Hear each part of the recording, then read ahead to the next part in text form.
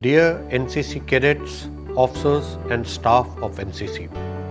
Today, as we come together to celebrate NCC Day, we commemorate not only the remarkable history and traditions of the National Cadet Corps, but also the unwavering commitment of each one of you who have contributed to our success over the years.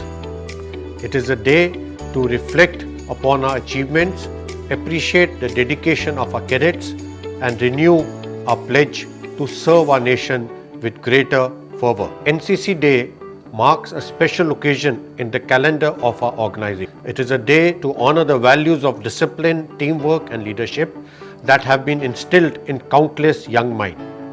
The NCC, through its multifaceted programs, has played a pivotal role in shaping the youth of our nation into responsible, capable and patriotic citizens.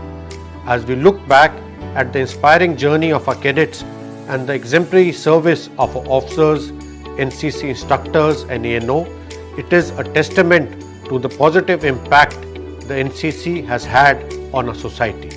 The year 2023 is particularly significant for NCC as it marks the completion of another successful year of nurturing talent, fostering unity and building a sense of service among our cadets.